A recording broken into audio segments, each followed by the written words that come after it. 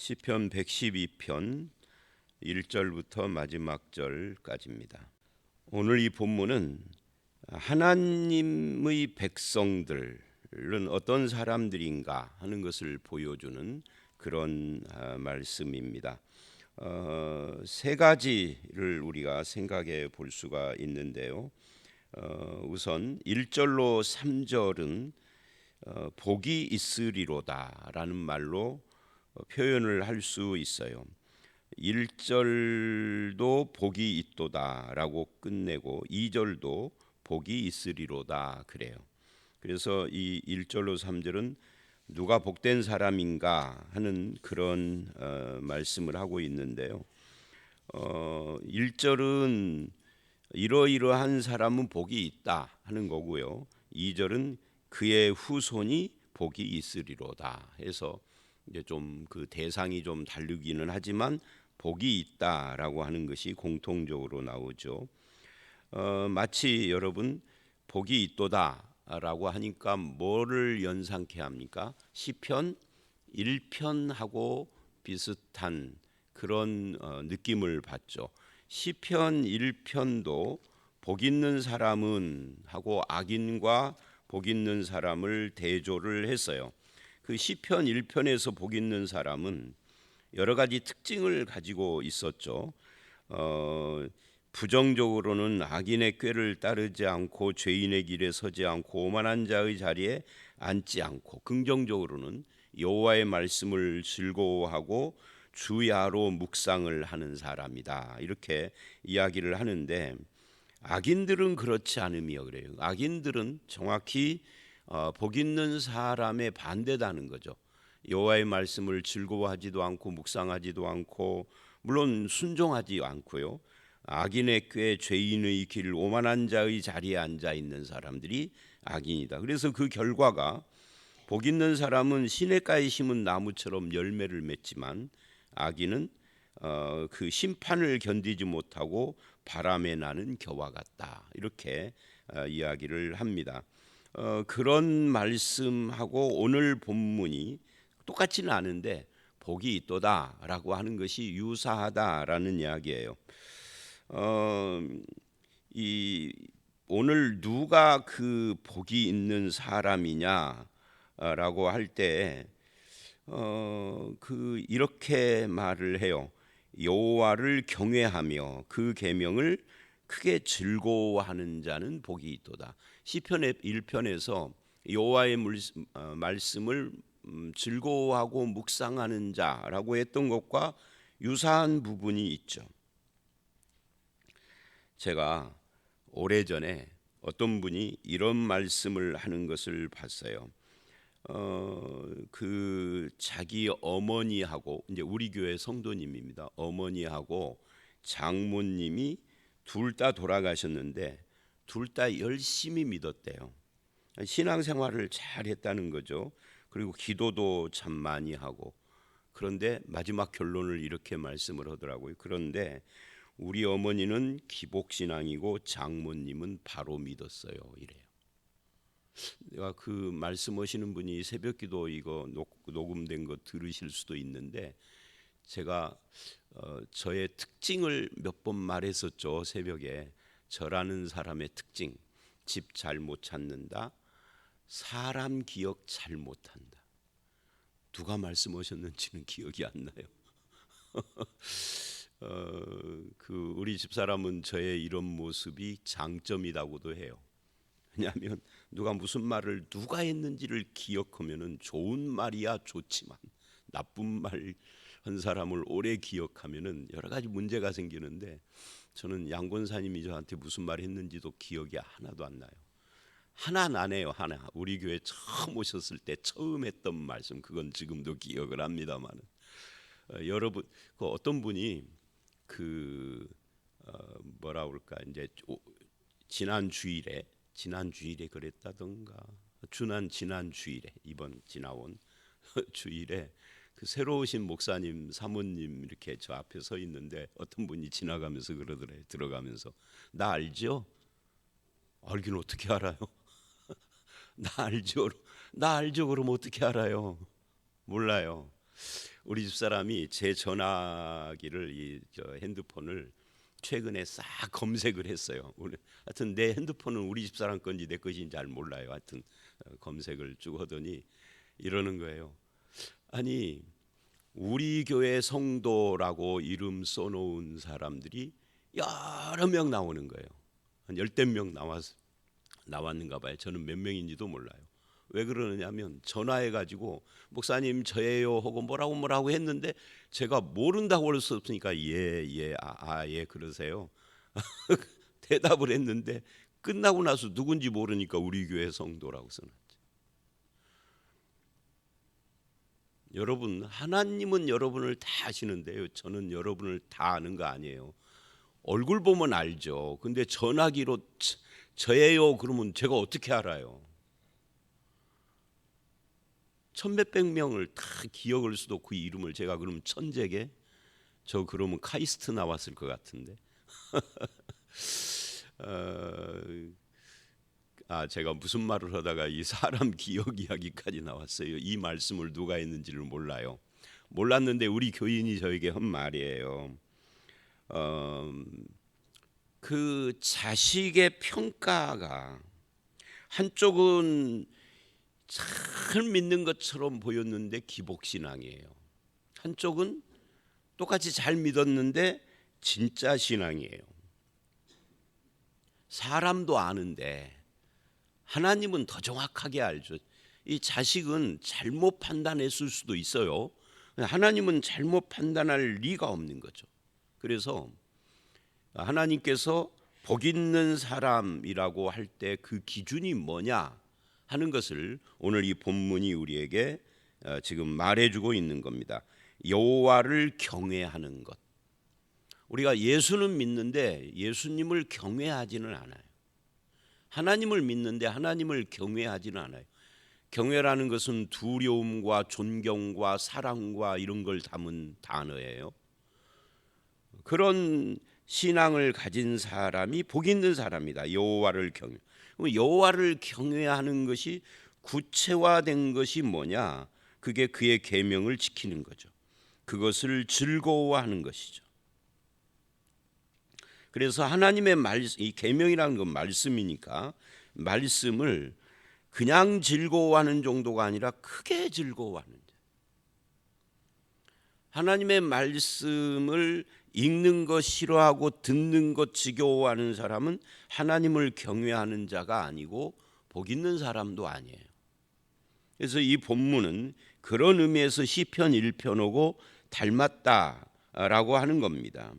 그리고 2절을 보면 그의 후손이 땅에서 강성하며 정직한 자들의 후손에게 복이 있으리로다. 그러니까 이 여호와를 경외하며 계명을 크게 즐거워하는 이 사람의 삶이 어떠한지는 어디서 나타나는 거예요? 그 자손들에게서 나타나는 거죠. 여러분, 세상 사람들이 다 나를 인정해도 내 자식들이 나를 인정하지 않으면 그 사람은 하나님 바르게 믿는 사람이 아닌 거죠. 세상 사람들이 다 욕해도 우리 아버지 어머니 그런 분 아니야. 정말 예수님 잘 믿는 분이야. 그 성품이 그 말과 행실이 일치하는 분이야. 우리가 보고 배우고 존경하는 분이야 라고 해야 하는 것이죠. 그래서 그 자식들에게 그 영향이 나타나서 그 후손이 강성하고 정직하게 산다. 그래서 강성하고 정직한 자들의 후손 이 복이 있다 그래요. 여기서 우리가 주목해야 할 것이 앞에 여호와를 경외하고 계명을 크게 즐거워하는 자가 2절에서는 정직한 자들이라고 표현되고 있다는 거예요. 그러니까 이거는 그냥 여기서 1절로 3절에서 끝나지 않고 4절에도 이어져요. 4절에도 정직한 자들에게는 그래요. 그러니까 하나님을 경외하고 말씀을 즐거워하는 사람은 정직한 사람들이다라는 이야기를 하는 거예요. 이 정직하다라고 하는 이 4절은 2절에서 이미 등장을 했지만 두 번째 문단에 해당되는 겁니다. 1절로 3절은 누가 복 있는 사람인가 하는 것이고요. 4절서부터 10절은 정직한 자, 믿는 사람들은 정직한 자다라고 하는 하나님의 평가를 이야기를 하면서 그들의 삶은 어떤가 하는 이 삶을 구체적으로 말하는 그런 내용이에요. 다시 1절로 3절에 가서, 그래서 하나님을 경외하고 말씀을 즐거워하는 사람이 거짓말을 잘한다? 그건 모순이에요. 둘 중에 하나가 틀린 거죠. 뭐가 틀려요? 둘 중에 하나님을 잘 믿는다는 말이 거짓말이든지, 거짓말을 잘한다라는 말이 우리가 잘못 본 것이든지. 하나님을 잘 믿는 사람은 정직해야 돼요. 아니, 정직한 모습으로 그 잘 믿는다는 신앙이 증명되는 거예요. 이 말은 뭐예요? 이게 무서운 말입니다. 증명된다는 말은 증명이 안 되면 이 믿음이 거짓이라는 것이 되니까요. 그러니까 하나님을 잘 믿는 사람은 경외하는 자요 말씀을 즐거워하는 자인데, 이 사람하고 같은 이 하나님을 잘 믿는다는 이것이 정직으로 나타난다 하는 것을 말하고 있는 겁니다. 그래서 그 후손들도 복되다는 거죠. 3절에 부와 재물이 그 집에 있으며 그의 공의가 영구히 서 있으리로다. 이 말씀은 좀 해석이 필요해요. 근데 내가 해석할 것이 아니고 본문 자체가 이걸 해석해 줘요. 4절 이하에서. 그건 그 내용은 조금 이따 보기로 하고, 3절을 보면 부와 재물이 그 집에 있으며, 이게 이제 복이잖아요. 근데 부와 재물이 그 집에 쌓여 있는 것 자체가 복이 되는 건 아니에요. 이 부와 재물을 가지고, 부나 재물이나 거기 같은 말인데, 이거를 가지고 어떤 삶을 사느냐 하는 것이 이 본문이 말하고자 하는 거예요. 그게 뭐예요? 그 부와 재물을 가지고 그의 공의가 영구히 서 있어요. 이게 공의하고 연결이 되는 개념입니다. 이제 이 성경을 새로 번역을 하면서 이 단어가 약간 바뀌었는데요. 옛날에는 공의와 공평이라고 그랬어요. 공의와 공평. 하나님의 의는 두 가지를 그 내용으로 갖고 있다. 공의와 공평. 공평은 평등을 말을 해요. 이건 공적인 영역에서 평등을 이야기를 합니다. 근데 이제 불의한 사회는 이 평등이 무너져 있죠. 그래서 뇌물이 통하고 힘과 권력이 통하고 그러는 사회가 되는 거잖아요. 그런데 공적인 영역에서 평등하다라는 건 모든 사람들에게 기회가 평등히 주어지는 것이에요. 공의는 자비의 성격을 가지고 있어요. 이건 공적인 영역이라기보다는 좀 더 개인적인 영역에 더 많이 해당이 됩니다. 근데 이제 성경을 새로 번역을 하면서 이 공의와 공평을 공의와 정의라고 그렇게 번역을 했죠. 근데 이 정의라는 것이 뭐냐? 옛날에 공평이라고 했던 걸 정의라고 한 거예요. 평등하고 관련이 있습니다. 누구에게나 골고루 똑같이 대해주는 것이 정의인 거죠. 정의는 무슨 내가 외치는 것은 정의고 남이 외치는 것은 불의가 아니라 평등하고 똑같이 대해줄 수 있는 공적인 영역에서 그런 거예요. 근데 여기서는 지금 공의를 말을 해요. 이 공의라는 것은 물론 학자들의 설명을 보면 여러 가지 있어요. 이 내용이 한두 가지가 포함되어 있는 건 아닌데, 물론 그런 것이 심판 이런 것도 있기는 하는데 자비의 성격을 가지고 있습니다. 그러니까 여기 부와 재물을 이야기하다가 갑자기 공의가 영구히 있다라는 말로 왜 연결이 되느냐 하면은 바로 그 재물을 가지고 어떻게 사느냐를 말하는데, 그게 4절 이하에 구체적으로 설명을 해요. 10절까지. 자, 그래서 이제 4절부터 10절은 두 가지로 나눠서 좀 생각을 해보면 4절과 7절, 8절을 보십시오. 4절, 정직한 자들에게는 흑암 중에 빛이 일어나나니 그는 자비롭고 긍휼이 많으며 의로운 이로다.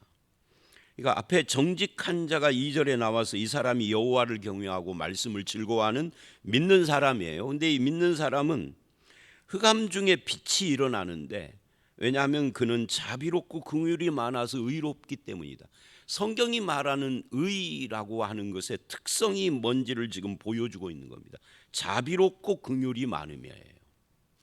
그것이 3절에 그 부와 재물이 그 집에 있고 그 공의가 영구히 선다라는 말하고 연결되어 있는 거죠. 그리고 7절 8절을 보십시오.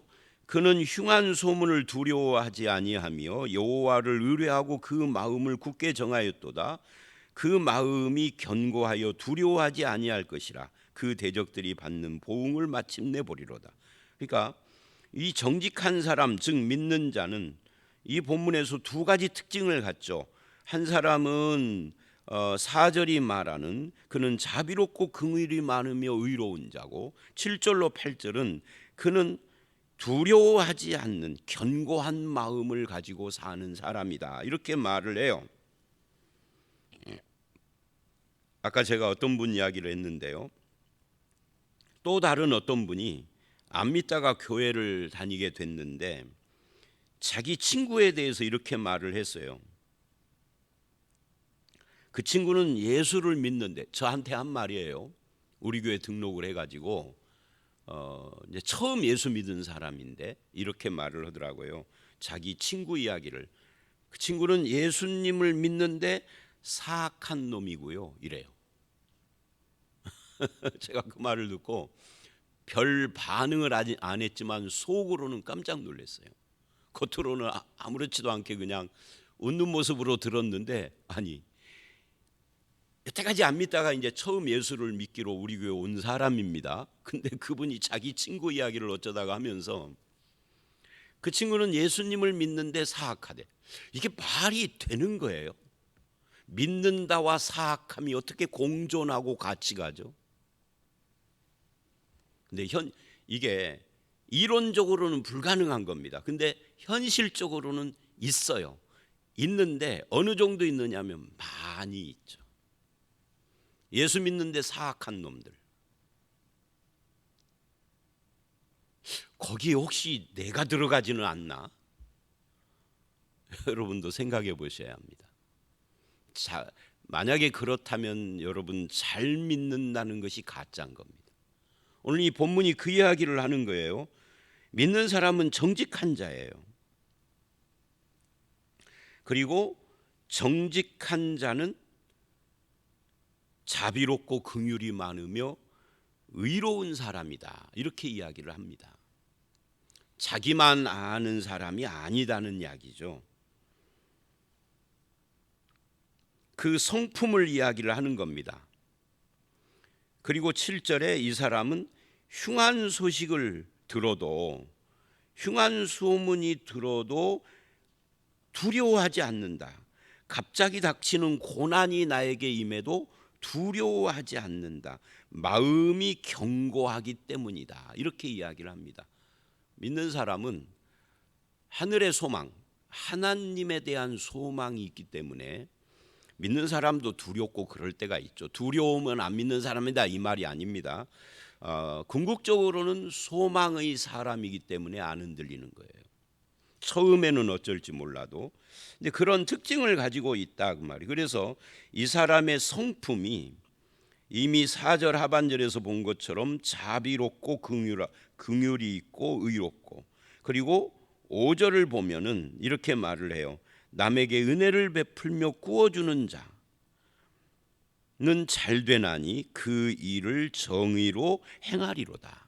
여기 지금 정의를 또 말을 해요. 근데 은혜를 베풀고 구워주고 자비롭고 긍휼이 많은 이 삶이 정의하고 연결이 된 거예요. 우리는 정의라는 것을 자꾸만 정치적으로만 해석을 해서 참 이 재밌는 현상이, 그렇게 국회의원이나 대통령이나 아니면은 뭐 높은 사람들을 그냥 자리에 앉기만 하면 욕을 하는데 그 사람은 자비롭고 긍휼이 많고 의롭고 은혜를 베풀며 그런 삶을 사나? 아니, 자기는 정의로운가를 생각해 보면 아닌 경우도 있죠. 그러니까 그런 정치인들을 욕하지 말라가 아니에요. 저도 욕해요. 그러면 그 사람들이 잘못됐다고 비판하고 욕하면 나는 그 사람이 사는 반대쪽에서 잘 살아야죠. 저도 도둑놈이면서 그죠? 저도 사악하면서 그러면 안 된다는 거죠. 하나님이 아시죠. 심판을 쌓고 있는 거죠. 그래서 남을 욕하지만 하지 말라는 게 아닌데 나는 그러면은 바르게 살아야 할 거다. 그래서 은혜를 베풀고 구워주고 자비롭고 긍휼이 많고 의로운 삶, 이게 정직한 자, 즉 믿는 자의 특징이다 하는 것을 말하고 있는 겁니다. 그리고 9절을 보면 그가 재물을 흩어, 이 재물이 어떤 재물이죠? 아까 3절에 나왔던 부와 재물이 그 집에 있으며, 부와 재물이 있는 것 자체가 복이 아니다 그 말이에요. 그 부와 재물이라는 걸 가지고 공의를 베푸는데 9절에서는 그가 재물을 흩어 빈궁한 자들에게 주었으니 그의 의가 영구히 있고, 그의 의가 영구히 있고라는 말이 3절 끝에 그의 공의가 영구히 서 있으리라 같잖아요.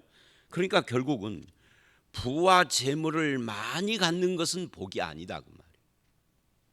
부와 재물을 많이 가진 사람은 세상에 세고 셌어요. 우리가 가난해서 그러지. 뭐 재산이 무슨 뭐 몇백억이니 몇천억이니 심지어 몇 조니 뭐 이런 사람들이, 그렇게 중국에는 부자가 우리나라 인구만큼 있대요. 거기는 인구가 워낙 많으니까 14억이니까 중국에 엄청난 부자가 5천만 정도 된다는 거예요. 그래도 뭐 14억으로 치면은 뭐 그렇죠. 우리나라 인구보다 많다니까. 근데 그들이 다 복받은 사람이냐 하는 거예요. 아니다는 겁니다. 성경은 재물을 가진 것이 복이 아니라 그 재물을 가지고 어떻게 사느냐 하는 것이 복이라는 거예요. 흩어 빈궁한 자들에게 주었으니 그 의가 영구히 있고 그의 뿔이 영광 중에 들리리라. 이 성경에서 뿔이라는 말은 뭐 권세도 말을 하고 힘도 상징하고 여러 가지 의미를 갖고 있는데, 말하자면 재물을 가지고 구제하며 그렇게 사는 사람, 베푸는 삶을 사는 사람이 되는 것이 이게 믿는 자의 특징이다. 그럼 악인은 뭐예요? 악인은 10절 이래요. 이를 보고 한탄하여 이를 갈며 소멸되리니 악인들의 욕망은 사라지리로다. 악인의 특징은 뭐예요? 자기의 욕망으로만 사는 사람이다. 욕망하는 자, 이게 악인이에요.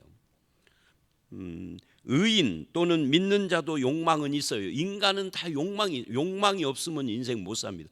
욕망이 없는 사람은 지금 병원에서 죽어가고 있어야 돼요. 입원해야 돼 빨리. 그 사람은 욕망은 누구에게나 있습니다. 그런데 그 욕망의 방향이 뭐냐 하는 거죠. 그죠? 돈 모으고 권력 갖고 남 위에 군림하고 그런 욕망만 가지고 있는 사람은 악인이죠. 그 욕망이 선한 것이어야 되죠. 그런데 악인은 욕망만 가지고 있지 베풀 줄을 몰라요. 그러니 언젠가는 그 욕망이 사라지고 소멸될 것이다. 그냥 사라지는 것이 아니라 한탄하고 이를 갈며 사라질 것이다 라고 이야기를 해요. 여러분, 오늘 이 112편을 보니까 시편 1편하고 굉장히 많이 닮았죠. 그런 의미에서 악인은 바람에 나는 겨와 같이 사라지는 거잖아요. 오늘 본문도 그래요.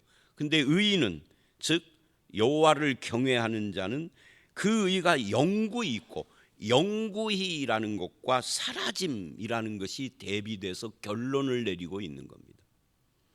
자, 그래서 오늘 본문 말씀 다시 정리를 하면 누가 복된 사람인가? 여호와를 경외하는 사람, 그 말씀을 즐거워하고 그 말씀의 정신을 따라서 실천하는 삶을 사는 사람인데, 그 실천자를 정직한 자라고 하고, 그 정직이라는 것이 부와 재물을 가지고 자비를 베풀고 긍휼을 베풀며 은혜를 베푸는 삶을 사는 것이다. 그런 것을 알 수 있고, 악인은 욕망만 하지 베풀 줄을 모른다 라는 것으로 정리를 할 수가 있습니다. 그렇게 정직한 믿음의 삶을 사는 사람은 마음도 견고하여 애직하는 것의 두려움 때문에 떨지 않는 하나님을 믿고 소망하는 사람이다 하는 것을 알 수가 있습니다. 여러분은 하나님 앞에서 마치 시냇가에 심은 나무처럼 견고하고 복된 그런 삶을 살되 그것이 정직으로 나타나고 여호와를 경외함으로 나타나고 말씀을 즐거워하고 실천하는 삶으로 나타나서 여러분 주변 사람들에게 은혜를 베푸는 그런 삶을 살아가는 저와 여러분들이 다 되시기를 주의 이름으로 축원합니다. 함께 기도하겠습니다. 하나님 아버지, 그렇습니다. 하나님의 백성들은 하나님 앞에 복된 사람인데 이 복된 사람은 여호와를 경외하며 말씀을 즐거워하며 정직한 삶을 살고 은혜를 베풀고 자비롭고 긍휼이 많은 삶을 살아서 영원히 서 있는 시냇가에 심은 나무와 같이 된다라는 것을 알았습니다.